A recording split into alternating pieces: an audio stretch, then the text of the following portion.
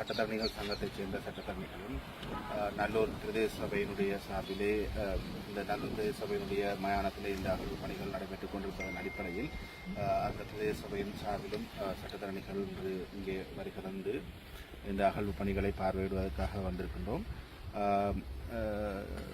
யாழ்ப்பாணம் கட்டிருந்த நீதிபதி அவர்களாலே இந்த சட்ட பிரதிநிதித்துவம் தொடர்பாக முறையான விண்ணப்பத்தை செய்து அடுத்த தவணையில் அனுமதி பெறுமாறும் எங்களுக்கு சொல்லப்பட்டிருக்கின்ற நிலையிலே இன்றைய தினம் நாங்கள் இந்த அகழ்வு பணிகளை பார்வையிட்டிருக்கிறோம். இதுவரை 36 உடலங்கள் அல்லது எலும்புக்கூடு தொகுதிகள் இதுவரை அடையாளம் காணப்பட்டிருக்கின்றன உத்தியோகபூர்வமாக. அதைவிட இன்று நாங்கள் பார்வையிட்ட பொழுது கிட்டத்தட்ட 6க்கு மேற்பட்ட எலும்புக்கூடுகள் அடையாளமிடப்பட்டிருக்கின்றன. ஆனால் இன்னும் அவை முழுமையாக வெளியிலே எடுக்கப்படவில்லை, உத்தியோகபூர்வமாக அவை கணக்கிலே எடுக்கப்படவில்லை. ஆனால் நாங்கள் பார்வையிட்ட பொழுது இடங்கள் அடையாளப்படுத்தப்பட்டிருக்கிறது. சில 6க்கு மேற்பட்ட இடங்களிலே இன்னும் உடலங்கள் வெளிவருவதற்கான அல்லது மண்டையோடுகள் தடயங்கள் இருப்பதற்கான தடயங்கள் அடையாளப்படுத்தப்பட்டிருக்கிறது. ஆகவே வெகு விரைவிலே அவை வெளியிலே கொண்டு வந்து உத்தியோகபூர்வ அறிவிப்பாக வெளியிடப்படும்.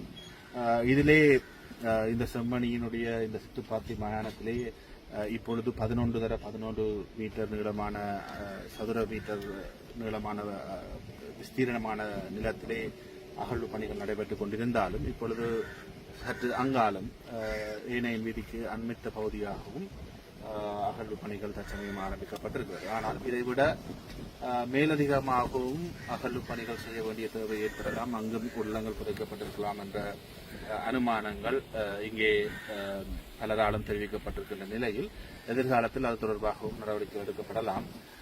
ஆனால் இந்த சடலங்கள் வருகின்ற விதத்தை பார்க்கின்ற பொழுது இன்று அகழ்வு பணிகள் நடைபெற்றுக் கொண்டிருக்கின்ற இடத்திலே 5க்கு மேற்பட்ட மண்டையோடுகள் ஒரே இடத்திலே இருப்பதை கூட காணக்கூடியதாக இருக்கிறது. ஆகவே ஒரே தடவையில் ஏராளமானவர்கள் புதைக்கப்பட்டிருப்பதை, தாறுமாறாக புதைக்கப்பட்டிருப்பதை எங்களுடைய கண்ணாலே பார்க்கக்கூடியதாக இன்றைய தினம் இருந்திருக்கிறது. ஆகவே 40 கடந்தும் இந்த மண்டையோடு எலும்புக்கூட்டு தொகுதிகள் அடையாளம் காணப்பட்டுக் கொண்டிருப்பது இது ஒரு மிகப்பெரிய ஒரு செய்தி, ஒரு மிகப்பெரிய மனித புதைகுழி ஒன்று இந்த பிரதேசத்திலே இருப்பதற்கான அறிகுறிகள் இப்பொழுது தென்பட்டுக் கொண்டிருக்கின்றன.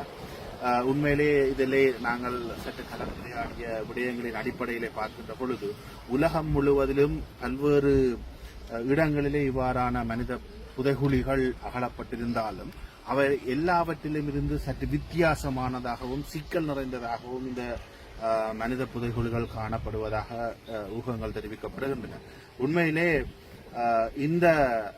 இந்த எலும்புக்கூடு தொகுதிகளிலே எந்த ஒரு உடையோ அல்லது அதோடு சேர்ந்த பகுதிகளோ எதுவுமே கண்டெடுக்கப்படாமல் இருப்பதும், சில குழந்தைகளுடைய உடலங்கள் கொண்டு வரப்படுவதும், எலும்புக்கூடுகள் இதிலே அடையாளம் காணப்படுவதும் ஒரு திட்டமிட்ட ஒரு கொலை ஒன்று திட்டமிட்ட ரீதியிலே இங்கு நடைபெற்று அந்த புதைகுழிகள் தோண்டப்பட்டு புதைக்கப்பட்டிருப்பதாக சந்தேகங்கள் வெளியிடப்படுகின்றன. அதே நேரம் இந்த தடயங்களை சரியாக கண்டுபிடிக்க கூடாதவாறு திசை திருப்புகின்ற விதங்களாகவும் பல்வேறு நடவடிக்கைகள் முன்னெடுக்கப்பட்டிருக்கலாமா? இந்த புதைகுழிகள் செய்யப்பட்ட பொழுது, மனிதர்கள் இங்கே உடலங்கள் புதைக்கப்பட்ட பொழுது திட்டமிட்டு தடயங்களை குழப்புகின்ற விதமாக, சந்தேகங்களை திசை மாற்றுகின்ற விதமாக இருக்கக்கூடிய நடவடிக்கைகளை திட்டமிட்டு செய்திருக்கின்றார்களா என்ற சந்தேகமும் இன்று பார்வையிட்ட பொழுது ஏற்பட்டிருக்கிறது. இந்த அகழ்வு பணிகளை நாங்கள் தொடர்ச்சியாக கண்காணிப்பதற்காக சட்டத்திறனிகள் தயாராக இருக்கின்றார்கள். இந்த மிக முக்கியமாக இந்த அகழ்வு பணியின் ஊடாக உண்மைகள் கண்டறியப்பட வேண்டும் என்பதுதான் எங்களுடைய நிலைப்பாடாக இருக்கிறது.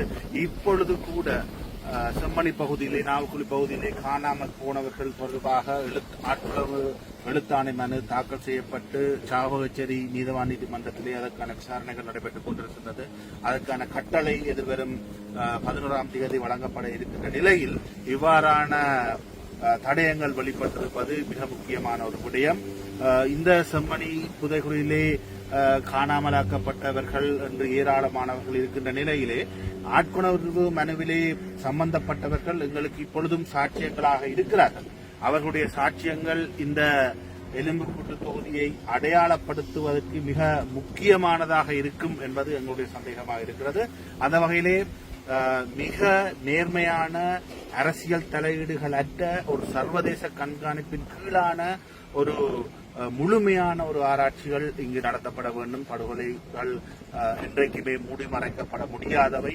இவற்றின் பின்னணியிலே இருப்பவர்கள் உடனடியாக அடையாளம் காணப்பட வேண்டும். உங்களுக்கு தெரியும், செம்மணியிலே கிருஷாந்தி குமாரசுவாமி படுகொலை செய்யப்பட்டு அவருடைய உடலம் எடுக்கப்பட்டு அதன் போது தண்டிக்கப்பட்ட ஒரு ராணுவ அதிகாரியினுடைய சாட்சியத்திலே அவர் சொல்லியிருக்கின்றார். கிட்டத்தட்ட 600 வரையான உடலங்கள் இங்கு புதைக்கப்பட்டதாக அவர் தன்னுடைய சாட்சியத்திலே சொல்லியிருக்கின்றார். இந்த அனைத்து பின்னணிகளும் ஆராயப்பட்டு இதிலே கொல்லப்பட்டவர்கள் அல்லது புதைக்கப்பட்டவர்களுக்கு நீதி வழங்கப்பட வேண்டும். அதுவரை சட்டத்தரணிகளாக நாங்கள் தொடர்ந்தும் இந்த அகழ்வு பணிகளை சட்ட உதவிகளை வழங்கிக் கொண்டு அல்லது பாதிக்கப்பட்டவர்களுக்காக நாங்கள் தொடர்ந்து குரல் எழுப்ப தயாராக இருக்கிறோம்.